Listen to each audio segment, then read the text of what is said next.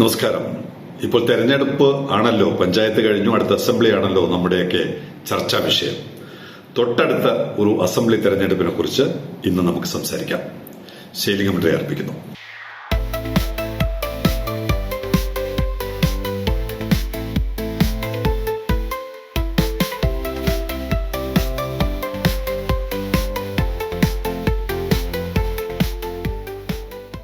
നേട്ടങ്ങളുടെ ഒരു വലിയ പട്ടികയാണല്ലോ ഇന്നലെ നമ്മുടെ കളമശ്ശേരി മന്ത്രി അവതരിപ്പിച്ചത്. അതിന്റെ തുടർച്ചയായിട്ട് ഇന്നുമുണ്ട്.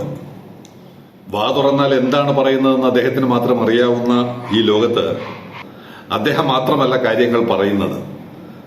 സത്യവും മിഥ്യയും കള്ളവും ശരിയും തിരിച്ചറിയാൻ പറ്റുന്ന വായനക്കാർക്ക്, പ്രേക്ഷകർക്ക് മറ്റു പല മാർഗങ്ങളുമുണ്ട് നേരെന്താണ്, സത്യം എന്താണ് എന്ന് തിരിച്ചറിയാൻ.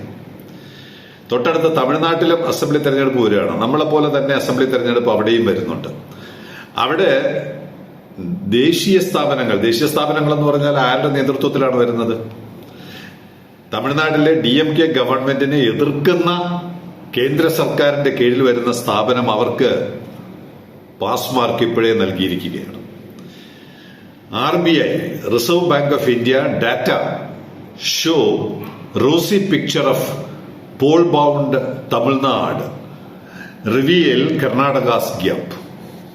ഇപ്പുറത്ത് കോൺഗ്രസ് ഭരിക്കുന്ന കർണാടകയുടെ പ്രവർത്തനത്തെക്കാൾ മെച്ചപ്പെട്ട പ്രവർത്തനമാണ് തമിഴ്നാടിന് നടത്തിയിരിക്കുന്നത് എന്ന RBI, reserve bank of India certificate നൽകിയിരിക്കുകയാണ്.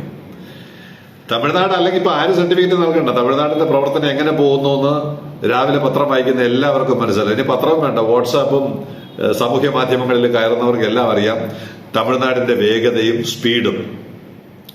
ഇവിടെ കേരളവുമായിട്ടുള്ള ഒരു കമ്പാരിസൺ ഉണ്ട്. നമ്മുടെ വ്യവസായ മന്ത്രി ഉണ്ടല്ലോ, കളമശ്ശേരി മന്ത്രി, അദ്ദേഹം നിരത്തുന്ന കൊട്ടക്കണക്കിന് ചുട്ട മറുപടിയാണ് നമ്മുടെ RBI നൽകുന്നത്.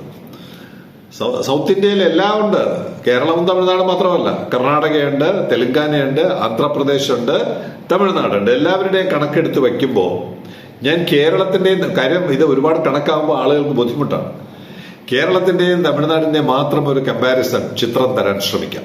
Tamil Nadu has emerged A clear winner among the 5 southern states across several people facing parameters. അതാണ് ജനങ്ങൾ നേരിടുന്ന പ്രശ്നങ്ങൾ, ജനങ്ങളുടെ ജീവിത നിലവാരം ഉയർത്തുന്ന കാര്യത്തിൽ 5 സംസ്ഥാനങ്ങളുമായിട്ടുള്ള താരതമ്യമാണ്.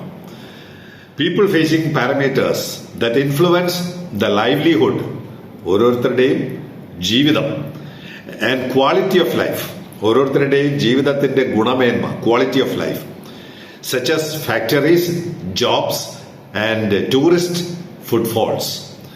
ദൈവത്തിന്റെ സ്വന്തം നാടെന്നല്ലേ പറയുന്നത്.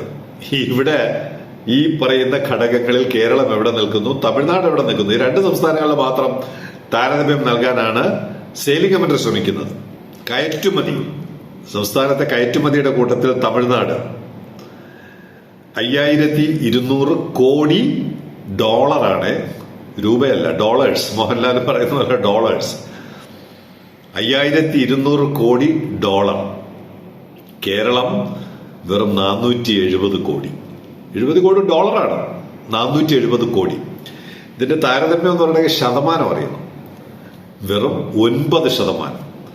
തമിഴ്നാടിന്റെ കയറ്റുമതിയും കേരളത്തിന്റെ കയറ്റുമതിയും തമ്മിൽ താരതമ്യം ചെയ്യുമ്പോൾ കേവലം നമ്മുടെ കളമശ്ശേരി മന്ത്രിയുടെ നേട്ടം ഇവിടെയാണ്. കേവലം 9% കേരളത്തിന്റെ പങ്ക്. ഇനി ഇവിടെ മത്സരിച്ച് തുടങ്ങിയെന്നാണല്ലോ പറയുന്നത്. കോൺക്ലേവും ക്ലീക്ലിയിലൂടെ എന്തെങ്കോ മലമറിച്ചെന്നാണ് പറയുന്നത്. തമിഴ്നാട്ടില് ഫാക്ടറികളുടെ എണ്ണം 40,121, കേരളത്തിൽ 7,225. ശതമാനക്കണക്കാണ്, കേവലം 11%. ഗജാന്തരമാണ് വ്യത്യാസം 2 സംസ്ഥാനങ്ങൾ തമ്മിൽ. കേവലം 11% ഇവിടെ 10 വർഷം തുടർച്ചയായിട്ട് കൊടിയേറിയിരുന്ന സർക്കാർ നൽകിയ സംഭാവന.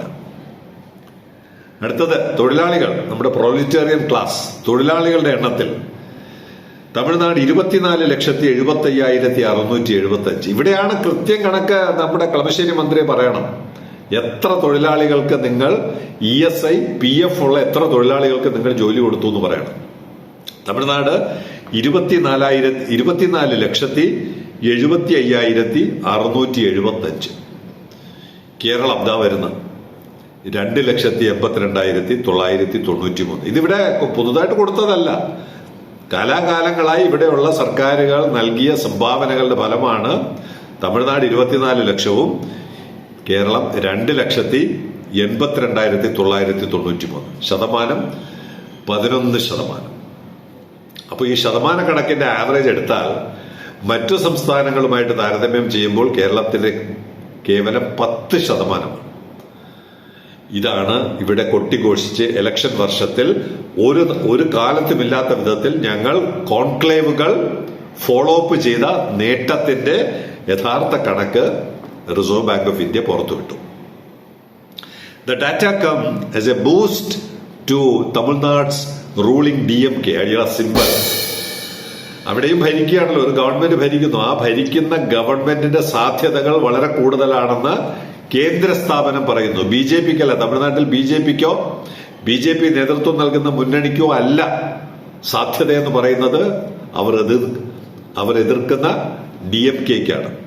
The data come as a boost to Tamil Nadu's ruling DMK as the state is preparing for assembly polls in a few months.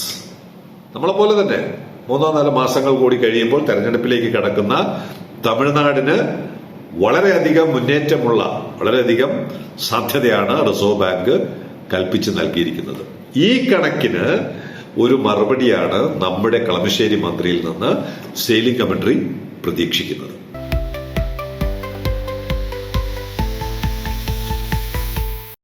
Sailing കമന്ററിയുടെ പല സുഹൃത്തുക്കളും കണക്ടിവിറ്റി റെഡിയായി, ഇന്ന് കണക്ട് ചെയ്യും, നാളെ കണക്ട് ചെയ്യും, എല്ലാം പൂർത്തിയായി എന്നൊക്കെ പറയുന്ന സമയത്ത് പോർട്ട് ഉപയോഗപ്പെടുത്തി 2 കണ്ടെയ്നർ ഇറക്കുമതി ചെയ്യാൻ ഒരു സുഹൃത്ത്, തലസ്ഥാനത്തെ ഒരു സുഹൃത്ത് ആഗ്രഹിക്കുകയാണ്. അദ്ദേഹം എന്നോട് ചോദിച്ചു, ഈ 15 പോട്ടെ 1-ാം തീയതി വിട്ടു, ജനുവരി 15-നെങ്കിലും എന്റെ സാധനം ഇറക്കുമതി ചെയ്യാൻ പറ്റും. അപ്പൊ ഞാൻ കപ്പൽ മേഖലയിൽ പ്രവർത്തിക്കുന്ന ചില ഏജൻസികളോട് ചോദിച്ചു ഇതിന്റെ സാധ്യത എന്താണ്. അപ്പൊ അവരന്വേഷിച്ചിട്ട് പറഞ്ഞത്, there is no service available as of now and no one is quoting the rate for sale. ഇതാണ് സംഭവിക്കേണ്ടത്. കപ്പൽ വരികയും സാധനം ഇറക്കുകയും ചെയ്യണമെന്നുണ്ടെങ്കിൽ അതിന്റെ ബാക്ക് എൻഡ് വർക്ക് ഇപ്പോഴേ തുടങ്ങണം. കപ്പലുകൾ കോട്ട് ചെയ്യണം, അല്ലെങ്കിൽ റേറ്റ് കൊടുക്കണം. ചൈനയിൽ നിന്ന് വിഴിഞ്ഞത്ത് വരാൻ, അല്ലെങ്കിൽ മലേഷ്യയിൽ നിന്ന് വരാൻ, അല്ലെങ്കിൽ ദുബായിൽ നിന്ന് വരാൻ, അല്ലെങ്കിൽ യൂറോപ്പിൽ നിന്ന് വരാൻ ഇപ്പോഴേ MSC റേറ്റ് കൊടുക്കണം, കോട്ട് ചെയ്യണം. പക്ഷെ കോട്ട് കൊടുക്കുന്നില്ല. എന്താണ് കാരണം? ഇതെന്ന് സാധ്യമാകുമെന്ന് അവർക്ക് ഇതുവരെയും പിടികിട്ടിയിട്ടില്ല. അപ്പോൾ ജൂൺ 15-ന് എന്തെങ്കിലും ഒരു കോലാഹലങ്ങൾ കാണിച്ചു കൂട്ടിയാലും യഥാർത്ഥത്തിൽ നാട്ടുകാർക്ക് പ്രയോജനം ചെയ്യുന്ന പ്രവർത്തനം സാധ്യമാകുമോ എന്നുള്ളത് ഇപ്പോഴും സംശയമാണ്.